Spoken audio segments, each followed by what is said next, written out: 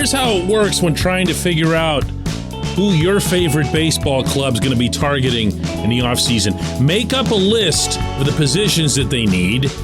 Make up a list of the potential free agents at that position. Cross them all off and then get started. Good morning to you. Good Tuesday morning. I'm Dejan Kovacevic of DK Pittsburgh Sports. This is Daily Shot of Pirates. It comes your way bright and early every weekday if you're into football and or hockey. And I don't know why you wouldn't be. I also offer daily shots of Steelers and Penguins where you found this. First base is the position of need for this team. Doesn't mean it's the only one. It just means it's the principal one. For me, it's going to be the defining one when it comes to showing how serious or not they're going to be about competing, although we already know that answer and had it confirmed over the weekend by Ben Cherington. First base is the one thing upon which everyone seems to agree. Cherington is acknowledged wanting to get help at first base and catcher and a whole bunch of pitching. Those are words, but those are the words that came out. Derek Shelton has said first base. It's come from pretty much everybody in the clubhouse as well, as disrespectful as that might sound to others who've played first base for the Pirates of late. But who's it going to be? Who are the targets? Well, even though it's a waste of time, I'll mention that among the free agents out there are Carlos Santana, Jesus Aguilar. Miguel Sano is expected to be available because the Twins aren't going to pick up his club option, according to most reports. Now, that'd be interesting in and of itself for a whole bunch of reasons. And those of you who aren't aware of that saga, type Miguel Sano and my name into the Google engine, and you'll find a pretty compelling storyline as to why he should have been a Pirate all along. He won't be, though. He won't be. Neither will the other guys. Neither will other free agents. It's just not how they operate in general. And even if you go past Bob Nutting being cheap, it's not the right time for that sort of thing, according to Cherington. I don't agree with it at all. But there it is. Even though, if you look back at this past season, the Pirates' first baseman had a collective 601 OPS, the absolute pits of the universe when it came to production from that position, which is supposed to be obviously a significant one for you when it comes to offense. The catchers had an OPS of 531. Now, in fairness there, Roberto Perez was hurt, obviously, early on, but also in fairness, Cherington could have done something more than to conduct a summer-long tryout at the position in replacing Perez. Didn't do that. So what will they actually do as opposed to what they should do? This portion of Daily Shot of Pirates is brought to you by our friends at Shore Tavern that's directly across Federal Street from PNC Park. It's home of Steak on a Stone, an eating experience, underscoring the word experience. The steak is brought to you partially cooked on an 800-degree stone, and you do the rest. It's a ton of fun, it's a great meal, and it's a baseball atmosphere like no other in Pittsburgh. North Shore Tavern, right across Federal Street from PNC Park. Solutions internally are limited, to be kind. There's not a lot going on in terms of first baseman. Some of us, and I'm not going to exempt myself from this, got at least a little bit hopeful about Mason Martin whenever he was clubbing a few home runs on his way up the system, and then he stagnated hard in Altoona, and that unfortunately does happen to some players. Even if you have the kind of light tower power that kid's got, you've got to be able to make contact more than, half the time. Martin is not going to be protected from the Rule 5 draft. Somebody's going to take a chance on him, and even if they don't and he stays in the Pittsburgh system for whatever reason, he's not going to be somebody who's here. I hate to do that, but that's the way that one looks. Could you see the team making it through most of a spring training and then waiting till the last second to give Daniel Vogelback a call the way they did this past spring, signing him with like 3 days to go in the whole session? He just happened to be down the road in Fort Myers. Told me this whole story the day he came up. I was there when he arrived. And brought his stuff and showed up looking as every bit as casual and everyman as he tends to do, and just started hitting the ball and, of course, running up the highest pitches per plate appearance figure in all of baseball. Went to New York, became a folk legend with the Mets for about, 3 weeks or so, and then that dissipated. Yeah, they might do that. That's a very Pirates-like thing to do. But what if I throw this at you, too? What if I throw at you a reminder, and this was one of those things that only the people that are paying obsessive attention to the team would recall anyway, that Ben Gamel and Kevin Newman and others have been tried at first base by the team, meaning before games, infield practice, that sort of thing. Not that either of them profiles at that position either in terms of productivity, certainly not in terms of power. I mean, Gamel's got a little bit, and every once in a while Newman runs into one, but that's not it either. They're going to keep Newman, as I mentioned on yesterday's show. I really believe that, even though he'll be an arbitration guy and it'll cost more than 5 cents. Gamel, I'm not anywhere near as sure about. He dipped a little bit in terms of his production this year, and if you were thinking about him from the leadership standpoint or whatever, there's something to be said there, but then he's also been here for 200 lost seasons, and who's listening to someone who partook in that, right?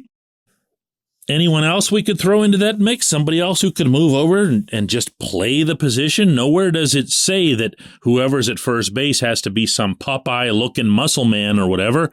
You can have just a good player over there. You could have somebody who can hit. What about Diego Castillo, who will show you on a consistent basis that he can make really good defensive plays, and at the same time doesn't appear to have a steady position, even as a remote possibility across the diamond?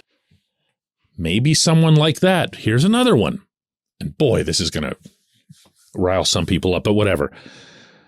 If Andy Rodriguez is your catcher of the future, and he is, and you have a 1-1 in your system in Henry Davis, meaning first overall pick, and he doesn't seem to be as certain when it comes to staying behind the plate, why not just start playing him at first base? He kind of does have that build.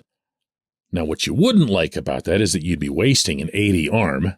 He can throw the ball like to an extreme. And if you're going to have him in the field, you want him somewhere where he can use that.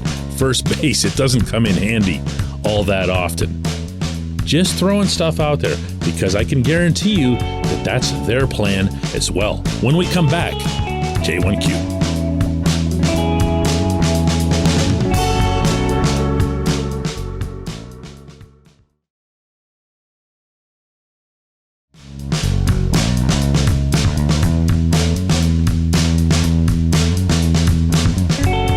Today's J1Q comes from Christopher Conlog, who asks, what's Ben Cherington talking about by saying, quote, a town like Pittsburgh, end quote? Pittsburgh has a bigger metropolitan area population than Milwaukee, St. Louis, and Cincinnati.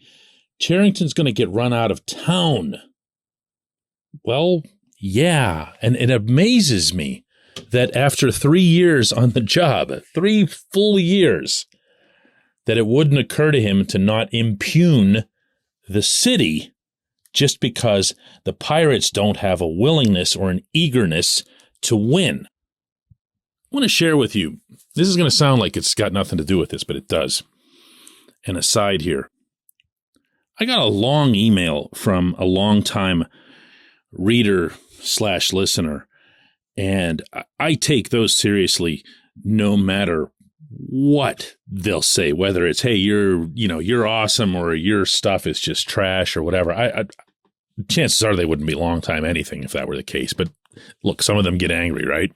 And I read them all. And I read this one intently. And one of the things that this individual brought up with me that struck a chord, even though I completely disagreed and still do, was that he felt that I was taking too strong a stance on certain things, that I was going over the top in accusing, for example, Cherington of not wanting to win. That sounded to him like a personal assault on Cherington's character.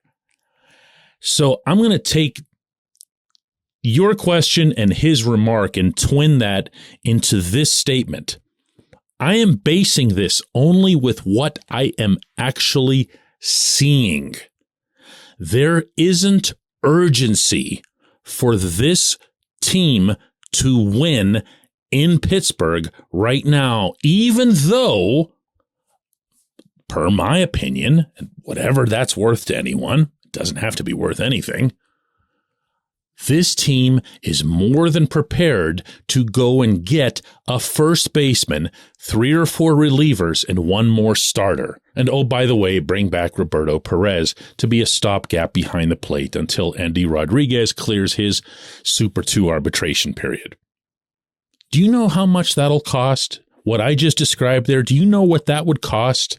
Even if the Pirates got super ambitious, it would probably only raise their payroll by about $20 million, max $30 million over what it was this past season. And you know, and I know they can handle that because we've seen all of the pertinent revenue sharing numbers. So when I say or write something like Cherington isn't serious about winning or doesn't come across as urgent about it, or that he's going to punt on next season, I'm not getting personal. It's nothing but professional. The next unpleasant personal encounter that I have with this man will be the first. He's been awesome. He is extremely personable. He's really easy to talk to. And I have no doubt that he's got the know-how, the experience, and in a way, a will to get the Pirates where they would need to be. What I'm calling into question here is the urgency. And I have a problem with calling into question someone's urgency when it comes to competitive sports. The urgency should be intrinsic. It should be coursing through your veins. You should want to have a conniption when you see your team getting pasted 18-2, 18-4, 20-0, whatever it was over this past season, because it happened so many times that I don't even have a good, healthy example to single out for you. That should bug you. And at the same time, when you go out to Dodger Stadium and you not only sweep LA, but you outplay them in every single facet. That's something that should spark some kind of reaction, not what he'd have the following day in Pittsburgh and basically downplaying the whole thing. That's my worry here. It's not a shot. It's not a whatever, assassination of who he is. I just wonder if that's the right mindset. And to carry that into saying a town like Pittsburgh, that's just not knowing where you are. That's just not looking around and seeing what the Steelers and Penguins do. Yeah, they have cap leagues. I get that there's a difference, but they're also competitive. They're also competitive in their spirit, and they would never denigrate the city in any way. You were right. Pittsburgh and St. Louis are the same size. I hear constantly anytime I make that comparison, St. Louis has all kinds of regional grasp of this and that and whatever. So what? So what? So does Pittsburgh in a lot of different ways. Denver is in that bracket. San Diego is in that bracket. Did you know that? San Diego is actually like right there, almost the exact same size as Pittsburgh as a metro market.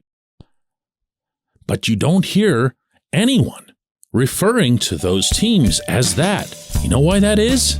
Yeah, that's right. They're competitive in every way. I appreciate the question. I appreciate everyone listening to Daily Shot of Pirates. We'll do another one of these tomorrow.